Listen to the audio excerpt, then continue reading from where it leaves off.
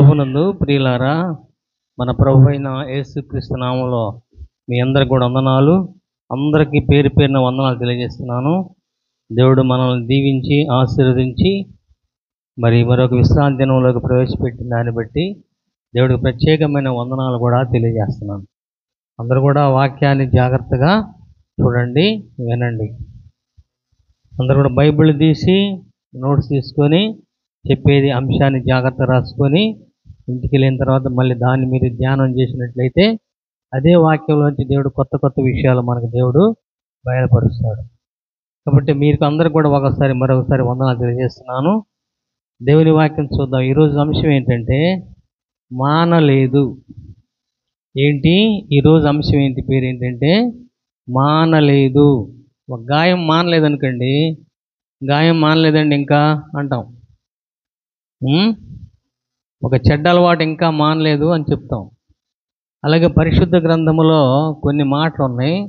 వాటిలో ఏంటంటే మానలేదు అనే అంశం పేరేంటి? మానలేదు. నాకు ఒక గాయం తగిలింది అనుకోండి, ఎన్ని మందులు వేసినా మానలేదండి, పెద్ద హాస్పిటల్కి వెళ్ళాలి అంటాం. అలాగే పరిశుద్ధ గ్రంథంలో కూడా మానలేదు అనే అంశం మీద కొన్ని విషయాలు మనం దేవుని వాక్యం మనం ధ్యానం చేద్దాం. అందరూ చాలా జాగ్రత్తగా ఉండండి, వాక్యాన్ని చూడండి, వాక్యాన్ని జాగ్రత్తగా వినండి.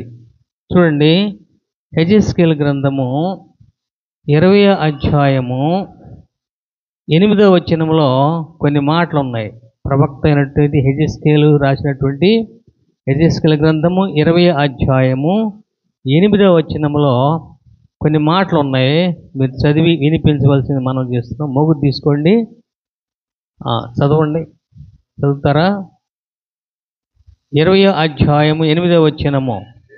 అయితే వారు నా మాట విననొల్లక నా మీద తిరుగుబాటు చేసి తమకిష్టమైన హేయ కృత్యములు చేయుట మానలేదు, ఐగుప్తు విగ్రహములను పూజించుట మానలేదు. చాలు, అంతవరకే మనకి. 2 మానల హేయ కృత్యములు, దేవుడికి అసాధ్యమైనవి, దేవుడు అసహ్యమైనవి, దేవుడు ద్వేషించేవి, దేవుడు ఓర్చుకోలేనివి, సమ్మతించలేనివి హేయ కృత్యములు, హేయమైన పనులు, చూడలేని పనులు, వినలేని పనులు, అసహ్యమైన పనులు. పరలోకములో ఆ మాటలంటేనే అందరికీ బహు అసహ్యం కలిగే మాటలు మానలేదంట. మానలా. ఎన్నిసార్లు చెప్పినా మానలేదు. చెడ్డ పనులు మానేయండి అయ్యా, హేయ కృత్యాలు మానేసేయండి అయ్యా అంటే ప్రభు చెప్తే ప్రవక్త ద్వారా వాళ్ళు మానలా. హే కృత్యాలు అవి హేయమైన కృత్యములు అంటే పనులు, హేయమైన పనులు చేస్తూ అవి మానకుండా ప్రార్థన చేస్తున్నారు. ఆ ప్రార్థన ఏమైందంటే పాపంగా మారిపోయింది. ఒక పని దేవుడు చేయొద్దంటే ఆ పని నువ్వు చేస్తూ ప్రార్థన చేస్తే ఆ ప్రార్థన పరలోకం పోదు, ఇక్కడే ఉంటుంది. నీకు ప్రార్థనకి దేవునికి మధ్య ఒక మేఘం అడ్డు వచ్చింది. ఎంత ప్రార్థన చేయి, నువ్వు హే కృత్యాలు మానలేదు కదా, చెడ్డ నడవడి మానలేదు కదా, మానప్పుడు ఆ ప్రార్థన పరలోకం పోదు. రెండోది ఏంటంటే విగ్రహారాధన బైబిల్కి విరుద్ధం, వాక్యానికి విరుద్ధం, ప్రార్థనకి విరుద్ధం. విగ్రహారాధన అంటే ఒక చెక్కనో, ఒక రాయినో, ఒక బంగారంతో చేసినటువంటి ప్రతిమనో పూజించటం అనే కాదు. దేవుడు ఏదైతే చేయొద్దన్నాడో అది చేయటం విగ్రహారాధన. అంతే. విగ్రహారాధన బైబిల్ లిటరరీ మీనింగ్ ఏంటంటే ఏదో ఒక రాయిని పెట్టి విగ్రహాలు పూజించటం కాదు, లేదా ఒక వెండిని బంగారంతో ఒక ప్రతిమను చేసి పూజించటం కాదు. దేవుడు ఏది చేయొద్దన్నాడో దానికి విరుద్ధంగా చేయటం దేవుని దృష్టిలో పాపం. వీళ్ళు విగ్రహారాధన చేయటం మానలేదు. ఏం మానలేదు? హేయ కృత్యములు మానలేదు. విగ్రహారాధన చేయుట మానలేదు. ఈజిప్ట్ విగ్రహారాధన.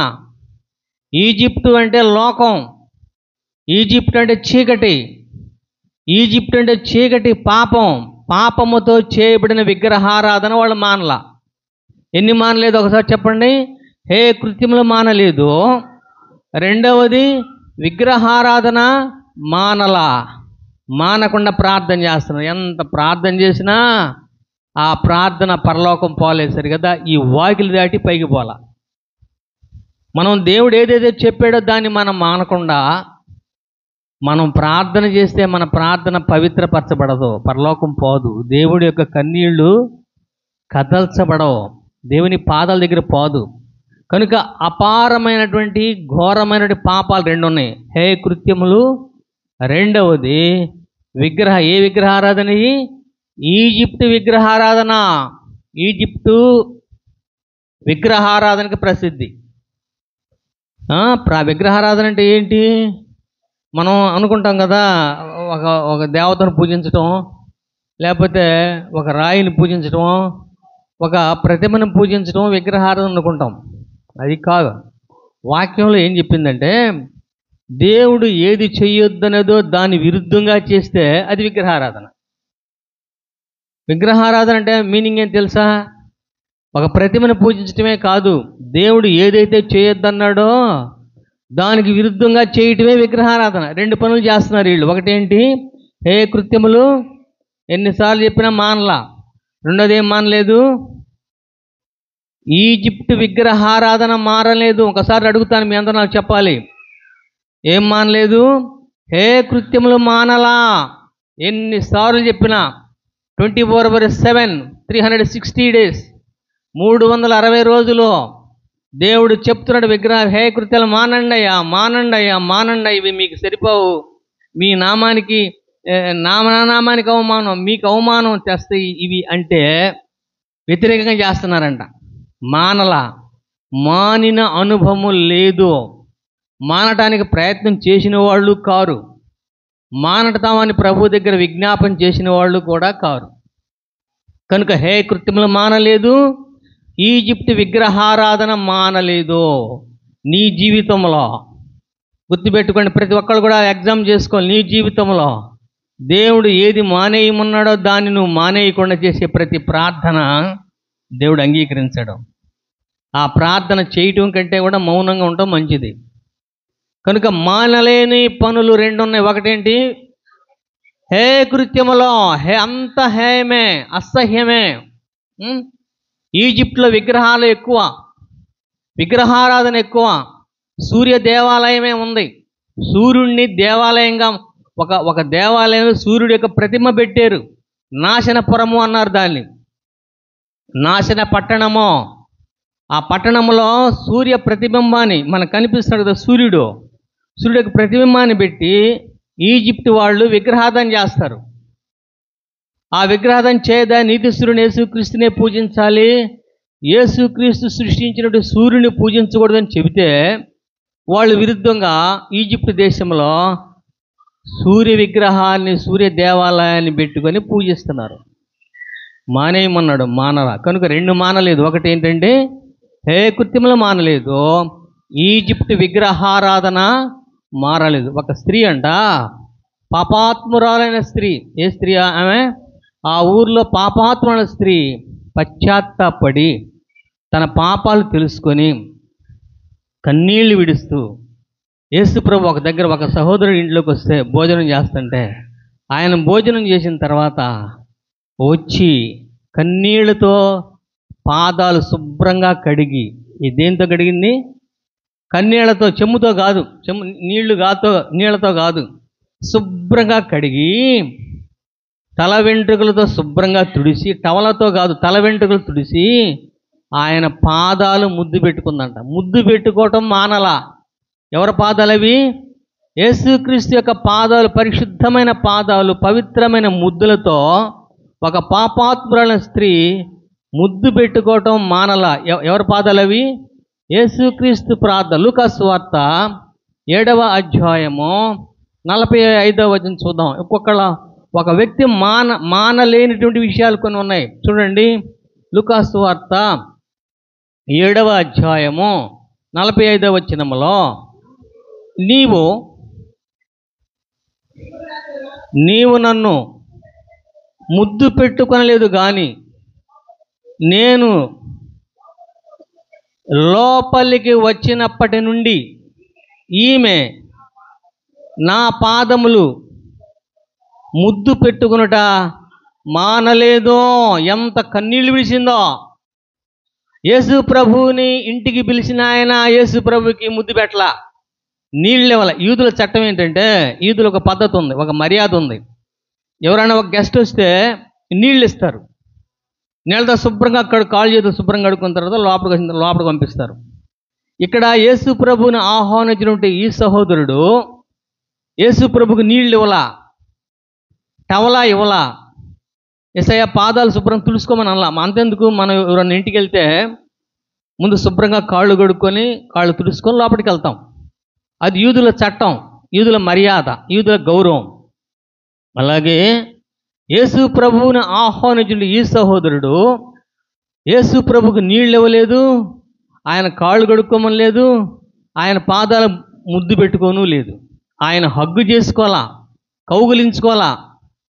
యూదుల చట్టం ఏంటంటే, ఎవరైనా బంధువులు వచ్చారనుకోండి, ఒకళ్ళ మగవాళ్ళు వాటేసుకొని గౌరవించుకుంటారు, ఆడవాళ్ళు ఒకళ్ళ ముద్దు పెట్టుకుంటారు. అలాంటి ఇదేమి ఇంట్లో లేదు. కానీ యేసు ప్రభు ఒక ఇంట్లో ఉన్నాడని తెలుసుకున్న ఆ స్త్రీ అత్తరు తీసుకొని పాపమంతా శుభ్రంగా కన్నీటితో కడిగి శుభ్రంగా ఎంట్రుకలు తుడిసి, యేసయ్య పాదాలు శుభ్రంగా తుడిసి అత్తరు పూసి, ఏం పూసిందండి? అత్తరు పూసి ఇల్లంతా వాసనే, మంచి పరిమళమైన వాసన. యేసుక్రీస్తు ఎక్కడుంటే అక్కడ అత్తర వాసనే, సువాసన, మంచి వాసన ఇంటి చుట్టూ గమ్ముకుంది. అప్పుడంట ప్రణమిల్లి పవిత్రమైన ముద్దులు పెట్టుకుంటుందంట. ఆ పాదం తర్వాత ఈ పాదం ఎంత ముద్దు పెట్టుకుంటుంది. ఆయన అన్నట, ఎందుకు ఈ విధంగా ముద్దు పెట్టుకుంటుందంటే, యేసు ప్రభు అన్నమాట, నేను వచ్చినప్పుడు నువ్వు నాకు నీళ్ళు ఇవ్వలేదు, నా పాదాలను ముద్దు పెట్టుకోలేదు. కానీ ఈ స్త్రీ, ఆ స్త్రీ ఎవరు? పాపాత్మురాలైన స్త్రీ ముద్దు పెట్టుకొనుట మానలేదు.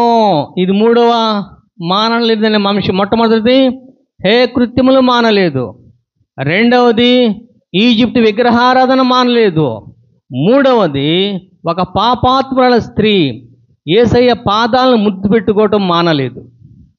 యేసయ్యని ఎప్పుడైనా ముద్దు పెట్టుకున్నావా? ఇస్కరియోతు ముద్దు పెట్టుకున్నాడు, నరకానికి వెళ్ళిపోయాడు. ఏమండి, ఇస్కరియోతుకి పెట్టిన పేరు ఏం పేరు తెలుసా? ప్రాణ స్నేహితుడా, నా ప్రియుడా అని పిలిచేవాడు. 11 మందిని వేరే విధంగా పేర్లు పిలిస్తే, కానీ ఇక్కడ ఇస్కరియోతు యోధా అని ప్రభు ఏమని పిలిచేవాడు అంటే, ప్రాణప్రియుడా, ప్రాణ స్నేహితుడా, నా స్నేహితుడు అని పిలిచేవాడు. అంత గౌరవంగా పిలిచేవాడు. అలాంటి ఆయన యేసు ప్రభుని ముద్దు పెట్టుకున్నాడు, అది మరణానికి దోవదీసింది. లోపల హే కృత్యములు మానకుండా ముద్దు పెట్టుకున్నాడు, లోపల మరి విగ్రహారాధన ధనాపేక్షను చంపేయకుండా ముద్దు పెట్టుకున్నాడు, నరకానికి వెళ్ళిపోయాడు. అది పాప సంబంధమైన ముద్దు. రూతుని ఓర్ప ముద్దు పెట్టుకు వెళ్ళిపోయింది.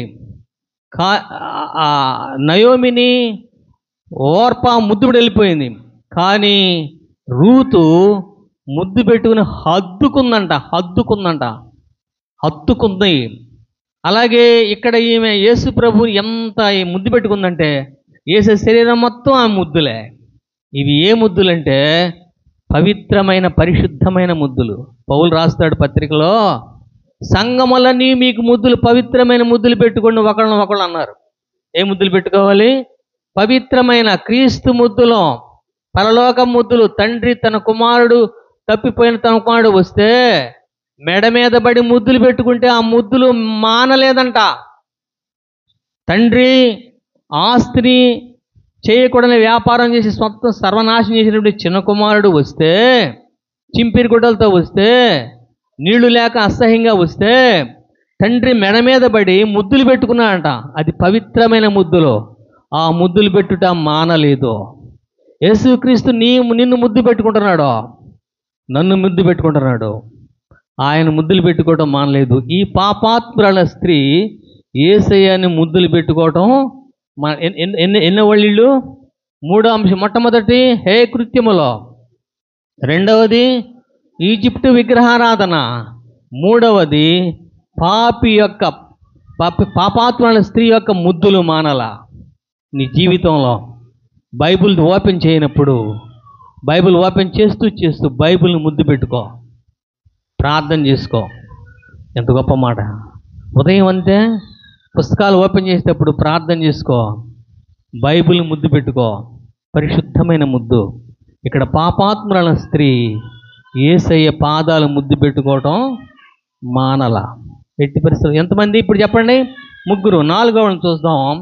ఆదికాండం 24వ అధ్యాయము 25, 26, 27 చదువుతాం. ఆదికాండం 24వ అధ్యాయము 25, 26, 27 చదువుకుందాం. ఆదికాండం. మరియు ఆ మనుష్యుడు తన తల వంచి యెహోవాకు మొక్కి, అబ్రహాము నా యజమానుని దేవుడైన యెహోవా స్తుతింపబడునుగాక, ఆయన నా యజమానునికి తన కృపను తన సత్యమును చూపుట మానలేదు. ఇక్కడ రెండు ఉన్నాయి. కృప చూపించడం మానలేదు, రెండవది సత్యము చూపించడం మానలేదు. అబ్రహాముకి, దేవుని స్నేహితుడైన అబ్రహాముకి దేవుడంట కృప చూపించడం మానలేదు, రెండవది సత్యం చూపించడం మానలేదు. ఎన్ని మొత్తం 5. మొట్టమొదటి హే కృత్యం మానలేదు, రెండవది ఈజిప్ట్ విగ్రహారాధన మారలేదు, మూడవది పాపాత్మురాల స్త్రీ పరిశుద్ధమైన ముద్దులతో ప్రభువుని ముద్దు పెట్టుకునటం మానలేదు. ఇక్కడ విశ్వాసులకు తండ్రి, దేవుని స్నేహితుడైన అబ్రహాముకి దేవుడు కృప చూపించటం మానలేదు, సత్యము చూపించటం మానలేదని ఆ ఇంట్లో యజమానుడైనటువంటి, అబ్రహాము ఇంట్లో యజమానుడైనటువంటి ఎలియాజరు చెప్తున్నాడు. ఎవరు చెప్తున్నాడు? బెతేయేలుకి చెప్తున్నాడు. అండి, నా యజమానుడు ఉన్నాడు, ఆయన అబ్రహాము. ఆయనకి దేవుడు ఎప్పుడు కూడా సత్యం చూపించడం మానలా, కృప చూపించడం మానలా. మా యజమానుడు ఎన్ని సంవత్సరాలు జీవించాడు తెలుసా? 175 సంవత్సరాలు. అబ్రహాము జీవించిన సంవత్సరాలు ఎన్ని? 175 సంవత్సరాలు.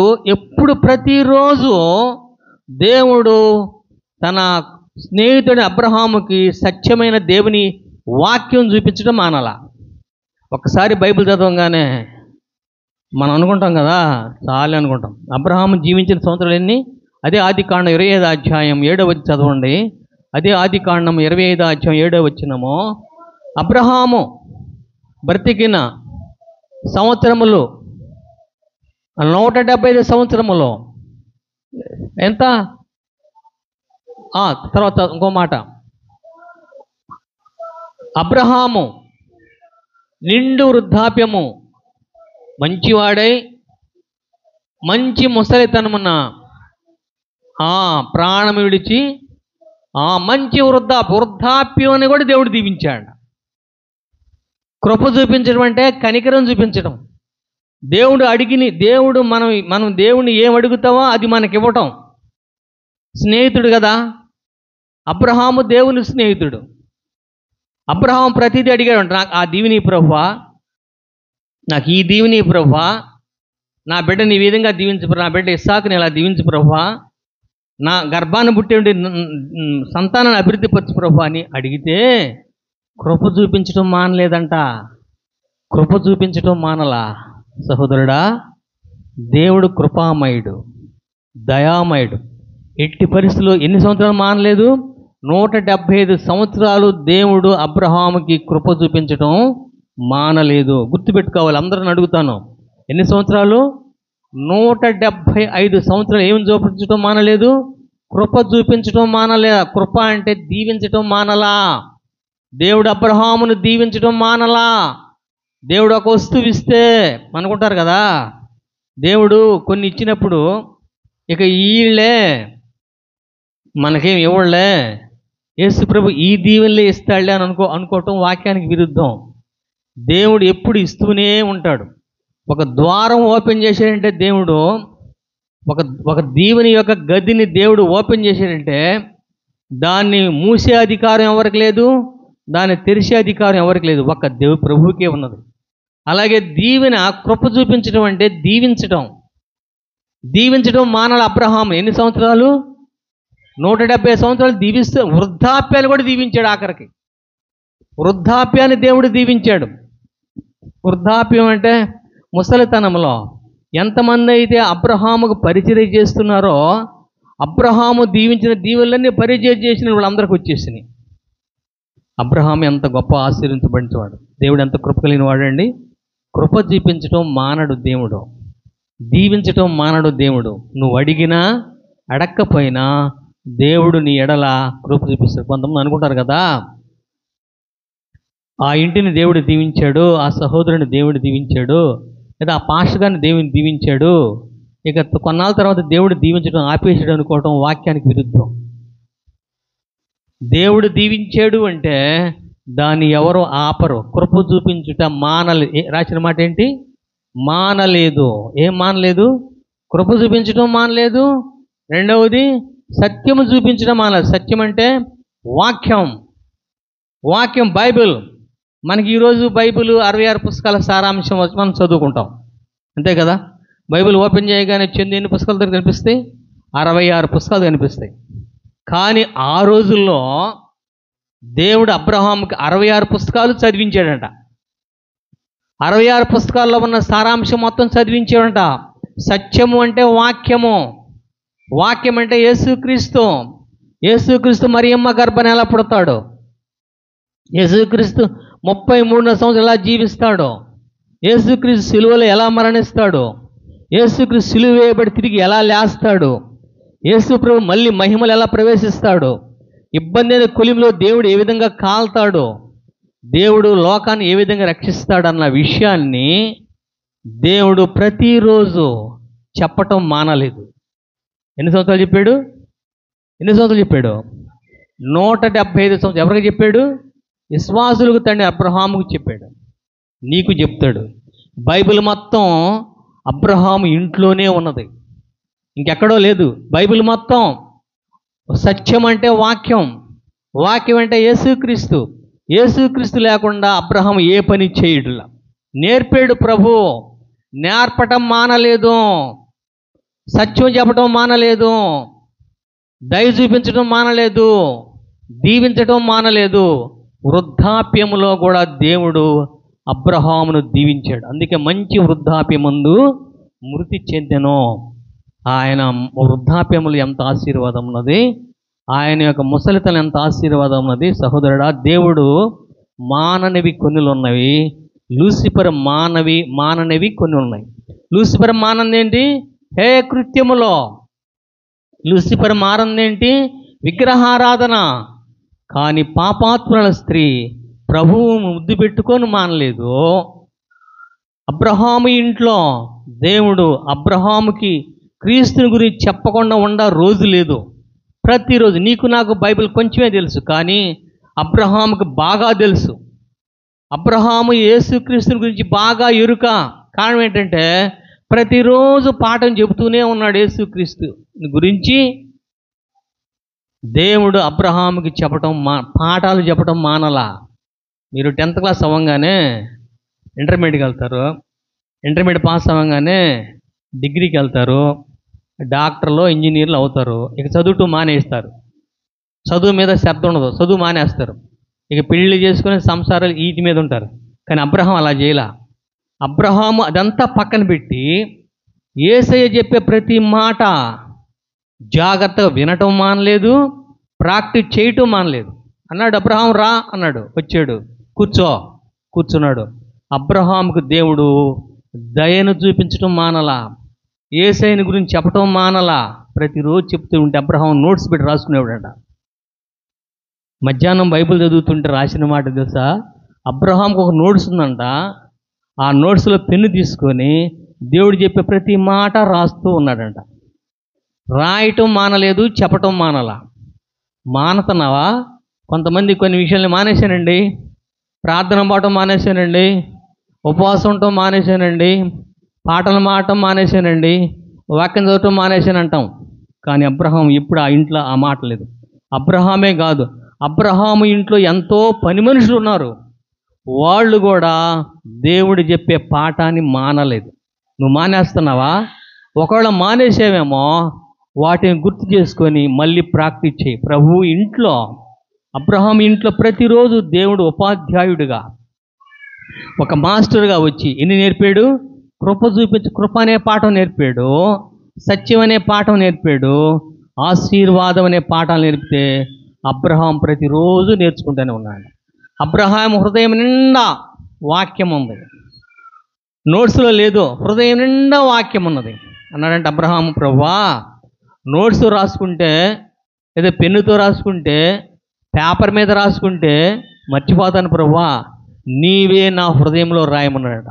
సత్యాన్ని రాయటం మానలా, వాక్యం రాయటం మానలా, కృప చూపించడం మాన. ఎన్ని దీవెనలు ఇచ్చాడంటే, ఆకాశములు నక్షత్రములు ఎన్నో, సముద్ర ఇసుక రేణువులు ఎన్నో, అన్ని దీవెనలు కలిగిన కృప ఇవ్వటం దేవుడు మానలా. అబ్రహాము సంతానమైన మనం కూడా దేవుడు చెప్పే మాటలు మానకూడదు, పాటలు పాడటం నేర్చుకోవటం మానకూడదు, ప్రార్థన చేయటం మానటం మానకూడదు, అన్నీ ప్రాక్టీస్ చేయాలి. అబ్రహాం నేర్చుకున్నాడు, అక్కడ రాసిన మాటే, కృప చూపించటం మానలేదు, సత్యము చెప్పుట మన. He's not unseize, is not seize which is the faithful in this life, which is the truth in the life. కనుక సహోదరులారా, పిల్లలారా, మీరేం నేర్చుకోవాలంటే కొన్ని విషయాలు మానేయాలి, కొన్ని విషయాలు మానకూడదు. ఏమి మానేయాలి? విగ్రహారాధన మానేయాలి, హే కృత్యాలు మానేయాలి, యేసయ్యని ముద్దు పెట్టుకోవడం మానకూడదు, యేసయ్య కృపను మానకూడదు, యేసయ్య ఇచ్చే దీవెనలు మానకూడదు, యేసయ్య నేర్పే సత్యమనే పాఠాలు మానకూడదు. అలా మానకుండా ఉన్నాడు. కనుకని అబ్రహాము దేవుని స్నేహితుడయ్యాడు. నీవు నేను దేవుని స్నేహితులు కావాలి అంటే దేవుడు చెప్పే ప్రతి మాట ఎలా చెప్తాడు?